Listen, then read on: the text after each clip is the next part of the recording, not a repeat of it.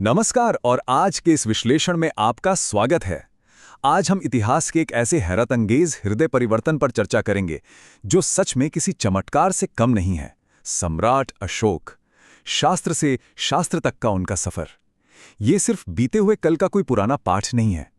ये एक ऐसी बेहतरीन कहानी है जो हमें बताती है कि कैसे एक इंसान अपनी सबसे अंधेरी प्रवृत्तियों को पीछे छोड़कर शांति और रोशनी का इतना बड़ा प्रतीक बन गया। तो चलिए बिना देरी किए इस विषय में गहराई से उतरते हैं। अब इस पूरे विश्लेषण का सबसे बड़ा विरोधाभास यानी पैराडॉक्स देखिए।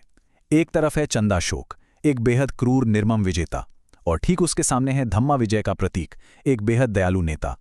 सोचने वाली बात यह है कि इतिहास का सबसे कठोर शासक, जिसने अपने ही भाइयों का खून बहाया, वो आखिर अचानक से विश्व शांति का ब्रांड एम्बेसडर कैसे बन गया? यही तो इस कहानी का असली सस्पेंस है। तो शुरुआत करते हैं उनकी अर्ली लाइफ से। एक आम योद्धा से चंदाशोक बनने का उनका ये दौर, जहां उन्हें कभी वो अपनापन नहीं मिला जिसकी उन्हें तलाश थी।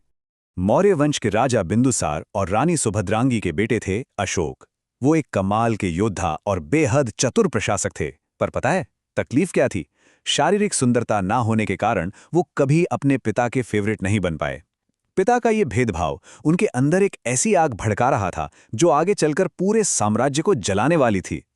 जब राजा बिंदुसार अपने बड़े बेटे सुशीम को अगला राजा बनाना चाहते थे, तब अशोक ने फैसला किया कि अब मुझे अपनी ताकत साबित करनी ही पड़ेगी। और उन्होंने क्या किया? तक्षशिला में एक बहुत बड़ा विद्रोह हुआ था, जिसे अशोक ने इतनी निर्ममता और ब्रूटल एफिशिएंसी के साथ कुचला कि सबको उनकी ताकत का लोहा मानना ही पड़ा। ये उनके चंडाशोक बनने की दिशा में पहला बड़ा कदम था। और फिर आता है ये नंबर 99 यानी 99। ये सिर्फ एक संख्या नहीं है। ये सुनकर किसी के भी रोंगटे खड़े हो जाएं। जब बिंदुसार की मृत्यु हुई तो उत्तराधिकार के लिए खूनी खेल शुरू हुआ। अशोक के सत्ता में आने की कहानी इतनी ज्यादा हिंसक है कि कल्पना करना भी मुश्किल है। इतिहास हमें बताता है कि मगध के इस सिंहासन को हासिल करने के लिए अशोक ने अपने ही 99 भाइयों का कत्ल कर दिया था। इस बेहिसाब हिंसा की वजह से ही उन्हें वो खौफनाक टाइटल मिला चंडाशोक, जिसका सीधा सा अर्थ है क्रोधी और क्रूर अशोक। लेकिन हर कहानी में एक ब्रेकिंग पॉइंट आता है ना। अशोक के इस लगातार विस्तार के जुनून का क्लाइमैक्स था कलिंगा का वो भयंकर युद्ध।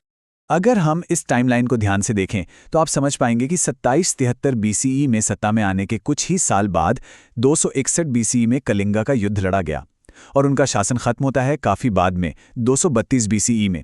अब नोटिस करने वाली बात यह है कि उनके शासन के शुरुआती दौर में ही ये महायुद्ध हो गया था और इस एक घटना ने उनकी आगे की पूरी लाइफ का, पूरे शासनकाल का ट्रैक ही हमेशा के लिए बदल कर रख दिया। उनके अंदर कलिंगा, जो आज का हमारा आधुनिक ओडिशा है, उसे जीतने का एक पागलपन था। और इस पागलपन का नतीजा एक एब्सोल्यूट ब्लड बाथ। 1 लाख का ये आंकड़ा सिर्फ एक संख्या नहीं है। कलिंगा के मैदान में 1 लाख जिंदगियां खत्म हो गईं। सोचिए जरा इस बारे में। ये एक ऐसी खून की नदियां थी जिसकी कल्पना करना ही रूह कंपा देता है। और तबाही यहां नहीं रुकी। 1.5 लाख यानी 1,50,000 लोगों को युद्धबंदी बना लिया गया। सोचिए उन पर, उनके परिवारों पर क्या बीती होगी।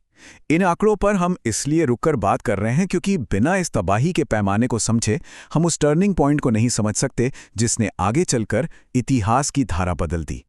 यहां हम एक सेकंड रुकते हैं और इस मंजर के मनोवैज्ञानिक प्रभाव को समझते हैं। युद्ध जीतने के बाद अशोक जब एक विजेता की तरह उस कलिंगा के मैदान में टहलने निकले तो वहां जश्न जैसा कुछ था ही नहीं। चारों तरफ सिर्फ और सिर्फ लाशें बिछी थीं। छोटे छोटे अनाथ बच्चे रो रहे थे और विधवाएं अपने अपनों के लिए तड़प रही थीं। उस मंजर ने, उन चीखों ने चंडाशोक के उस पत्थर दिल आवरण को चकनाचूर कर दिया। वो अंदर तक टूट गए। एक ऐसी गहरी और चुभने वाली पश्चाताप की भावना ने उन्हें घेर लिया जिसके आगे उनकी वो इतनी बड़ी जीत बिल्कुल फीकी और बेमानी हो गई। और यही था वो द अवेकनिंग, वो असल हृदय परिवर्तन जिसने उन्हें बौद्ध धर्म के उस नए रास्ते पर ला खड़ा किया। कलिंगा का वो इमोशनल ट्रामा है दरअसल उनके उद्धार यानी रिडेम्पशन का सबसे बड़ा रीजन बना।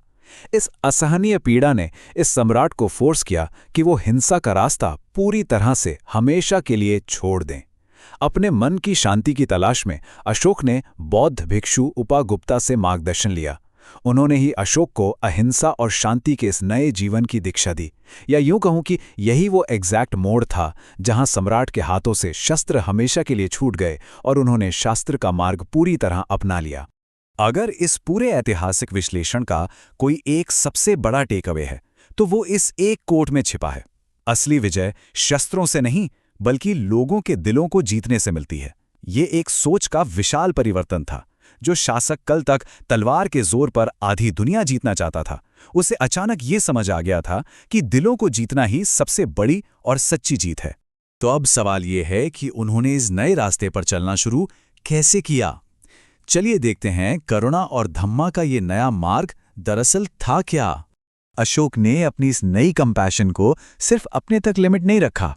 उन्होंने धम्मा का एक प्रॉपर सिस्टम बनाया और उसे पूरे साम्राज्य में लागू कर दिया। अब आप सोचेंगे इसमें नियम क्या थे? बहुत सिंपल और यूनिवर्सल ह्यूमन वैल्यूज, जैसे बड़ों का सम्मान करना, किसी भी जीव की हत्या न करना और सभी धर्मों की दिल से इज्जत करना। और सबसे कमाल की बात यहाँ यह है कि ये धम्मा ना किसी एक पर्टिकुलर धर्म से बंधा हुआ नहीं था।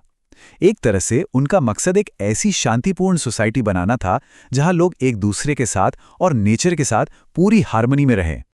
और इस पॉजिटिव सोच को उन्होंने आगे आने वाली सदियों तक पहुंचाने का मास्टर प्लान बनाया।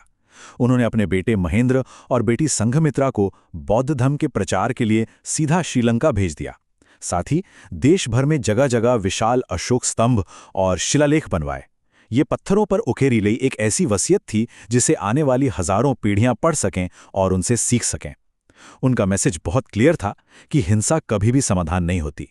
और इसी सब का परिणाम थी उनकी वो विरासत, एक ऐसी लेगेसी जो इतिहास के पन्नों में हमेशा के लिए अमर हो गई। उनके इस नए अप्रोच से प्राचीन दुनिया का भौगोलिक और सांस्कृतिक परिदृश्य पूरी तरह ट्रांसफॉर्म हो गया। आप इस टेबल में देख सकते हैं, जो इंसान कभी कलिंगा में सब कुछ नष्ट कर रहा था, अब उसका पूरा ध्यान जीवन को पोषण देने पर था। उन्होंने इंफ्रास्ट्रक्चर में सुधार किए, सड़कें बनवाईं और लोगों की सुविधा के लिए छायादार पेड़ लगवाएं। हेल्थ केयर की बात करें तो ना सिर्फ इंसानों के लिए बल्कि पशुओं के लिए, जानवरों के लिए भी अलग से अस्पताल बनवाएं। और सांची और धमेक स्तूपा जैसे विशाल अद्भुत स्मारक खड़े किए जो शांति और ध्यान का प्रतीक हैं।